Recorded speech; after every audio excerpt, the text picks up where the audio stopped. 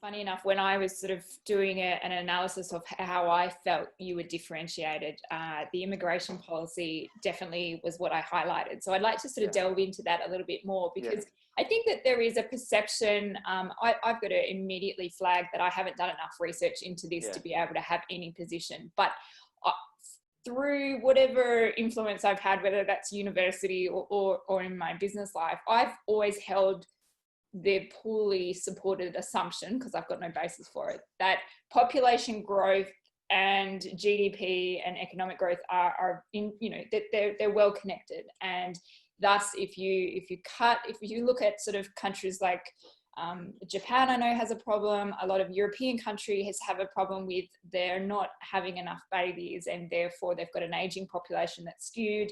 Therefore, that's seen as bad, and they're meant to be opening up the floodgates for immigration to sort of bolster their working population. So what's the argument that you have that sort of is that counter to that logic that's existed before?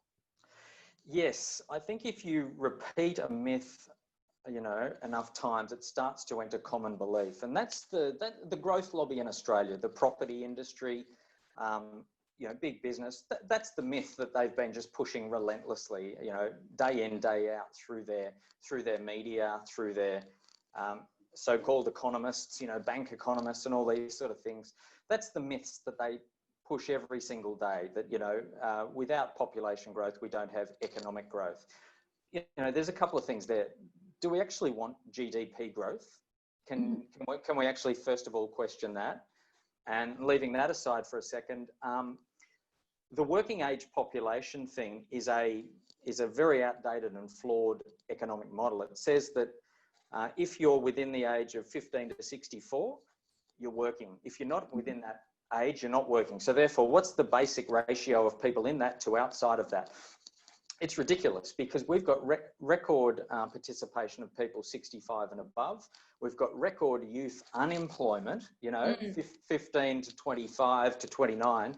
And you know, these outdated modelling assumptions that say, you know, we've got record female participation in the workforce. So age does not determine workforce participation. Those modelling assumptions are fundamentally flawed. What determines whether or not someone is working is, do they have opportunity? Right. You know, reducing discrimination. That's what workforce participation is based on, not your age. So Australia's, although we have aged, so to speak, over the last 30, 40 years, our workforce participation has gone up, not down. So it completely, the evidence completely flies in the face of the propaganda put out by the property industry, the banks and big business, that you need to have young people, you know, you need to have more babies, or you need to have young migrants come in to prop up your tax base. It is a complete lie. And the other issue is that income tax is not the only tax. You've got corporate tax, you've got GST.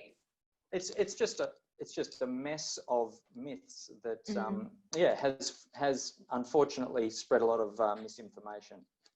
Do you think, I mean, listening to you speak, and it's funny because I haven't really sort of thought through this, and it's a really fascinating, and I'm really grateful actually that you're doing that through this party. It's forcing these conversations, because I do think we have an unhealthy obsession with growth, because anyone knows that, you know, if we're under the assumption that growth is the ideal, we also have to accept that we live in a world of finite resources, right?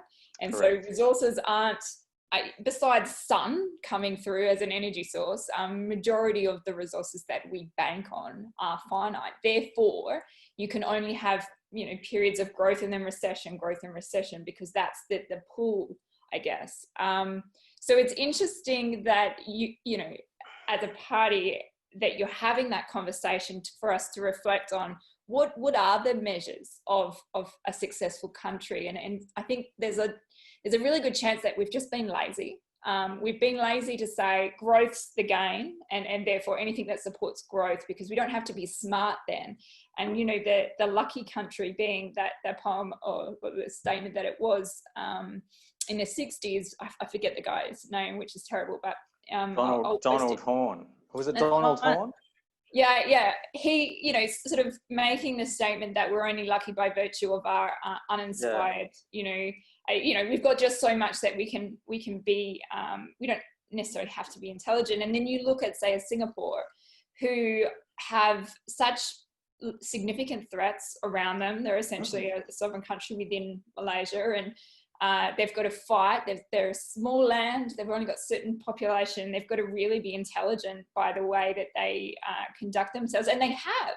Whereas because we have so much wealth in resources, and we've had it relatively easy by virtue of geography and a ton of other reasons, it's not forced us to be intelligent necessarily. And so this whole growth for the sake of growth has been as you said, perhaps a political and economic myth that we haven't properly, thought through and debated. So what is the plans? So with curtailing immigration or sort of looking at sustainable population, what are the plans for your party as to address that?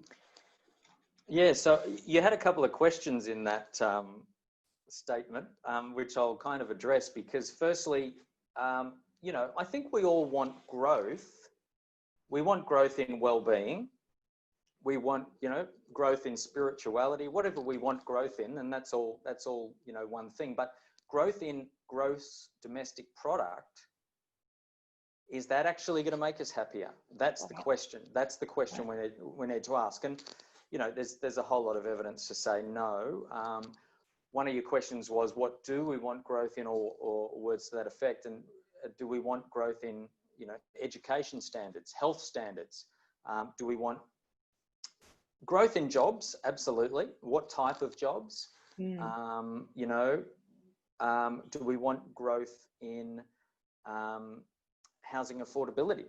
These sort of issues are life expectancy. And if you want growth in life expectancy, if we want, rather than 100 years ago where we lived to 50, 55 on average, today we're living to 80, 85 on average. Right. That's a good thing, yet it's demonized by big business to say, oh no, we're aging. But hold on, do we want to die at 50, 55? No thanks. So, there's all these perverse things about how we measure growth and well-being.